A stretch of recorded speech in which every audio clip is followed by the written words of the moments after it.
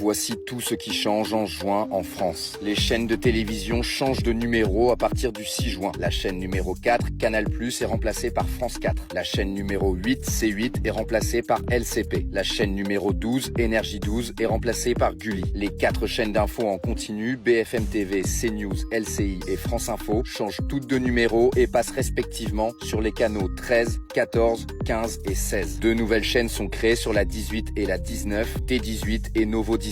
Le prix de certains paquets de cigarettes augmente. Parmi les marques concernées, Marlboro ou encore Philip Morris. Les allocataires du RSA doivent justifier au moins 15 heures d'activité par semaine. Il peut s'agir de candidatures, de formations, d'entretiens professionnels. En fait, cette mesure, elle est déjà en place depuis plusieurs mois, mais n'était pas encore sanctionnée en cas de manquement. Les sanctions devraient être précisées au journal officiel dans le courant du mois de juin. Le prix du gaz baisse. Selon la Commission de régulation de l'énergie, le prix repère de vente baisse d'environ 5% entre mai et juin 2025.